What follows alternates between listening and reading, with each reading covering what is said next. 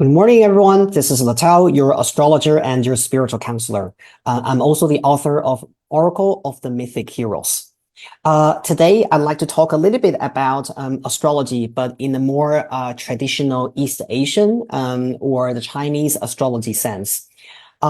Recently, as you all know, that we are welcoming Chinese New Year very soon, within about a week or to 10 days time. And so I've received a lot of questions about, the so-called Year of Dragon and what it means to them, rather than from the Western astrology perspective. So there are several, I think, misunderstandings that people tend to have about Chinese astrology and their Chinese animal sign. And that, in this very quick video, I just like to address them. So perhaps it will also help you to understand a little bit more about your Chinese astrology. So first of all, when we talk about what your animal sign is, yeah, let's say some people say, I was born in the year of, let's say, the dragon. I was born in the year of monkey. I was born in the year of rooster. We are not talking about the year starting from January the 1st until December the 31st. And I think most of you actually know this. There are different theories, also some kind of division between traditional Chinese astrologers and fortune tellers. Some people believe that the actual starting day of a new zodiac sign is based on lunar calendar, meaning that it starts on the Chinese New Year day. But some other astrologers disagree with that. They believe that the Chinese animal sign should start actually on the first day of spring. And the first day of spring is different from the Chinese New Year. Chinese New Year is calculated based on our lunar calendar, and that is why no matter what year we are in, the so-called Chinese New Year day, the first day, is always called Chotya or Chuyi, and that means that's the first day of the new moon. So it's based on the moon's movement.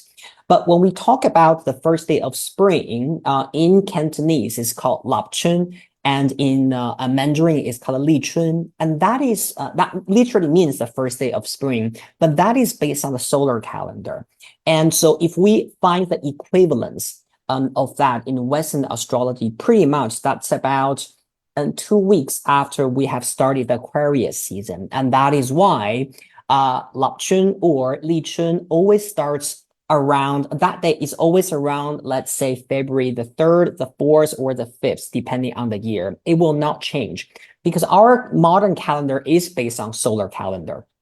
And so, it's always around that date. So it depends on the year. Sometimes in the Chinese New Year will be before the starting of the spring. Sometimes it falls after that. For example, in 2024, this year, we're having our Lap Chun or Li Chun, the first day of spring, on February the 4th. But our Chinese New Year actually starts on the 10th. So the question now comes, if you were born in between these 2 days, what animal sign do you fall in? Because if you count your animal sign from the Lap Chun, then if you were born on, let's say, February the 6th, then you are considered already as a dragon. But if you consider the animal sign only starts after Chinese New Year, then you will still be a rabbit.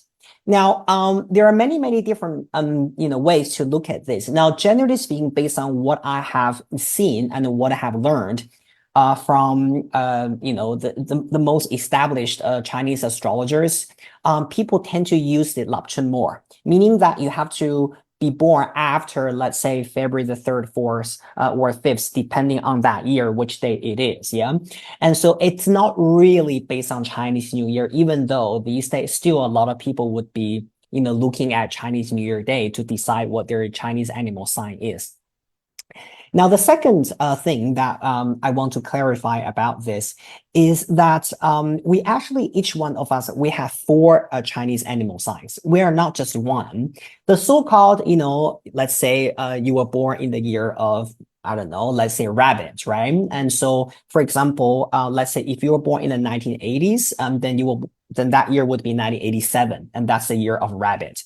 Um, The interesting thing is that's based on the year, but in traditional Chinese fortune telling, it's called bazi, yeah, or bazi, and in Japanese it's called shichusime, and that means literally means four pillars.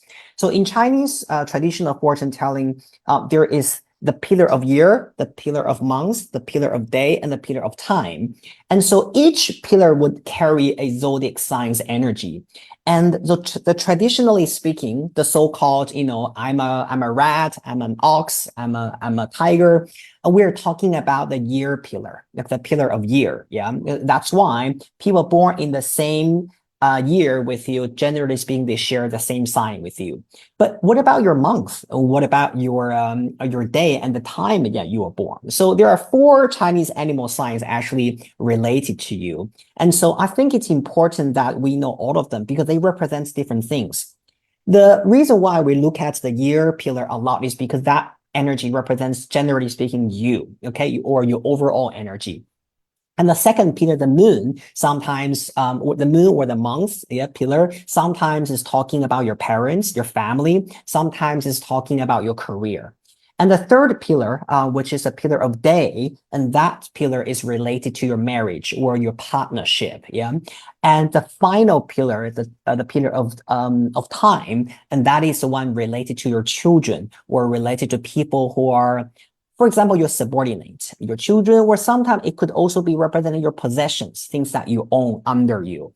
And so, when you look at this, that's why, you could be born in the year of a dragon and someone else was also a dragon, but there could also be a very, very different in terms of your family life or relationship status. And so, I just want to say want everyone to understand this. You carry four different Chinese animal signs. And in the future, for example, when you come to me for a counseling session, if you're interested in Chinese astrology, remember to ask me to check for you what are the four animal signs that you carry within you. So that when you look at, for example, YouTube or you're reading books about, Chinese astrology prediction, you should read all those four signs.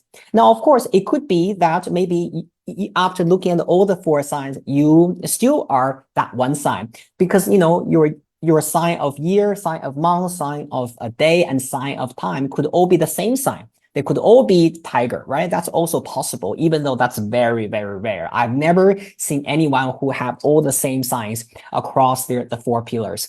But, sometimes it happens. So either way, if you're interested, remember to ask me that question in your next personal reading session.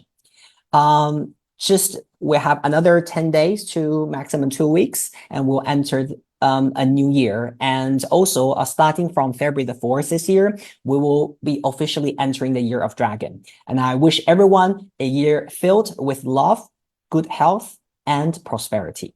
And I'll see you next time in the next video. Bye.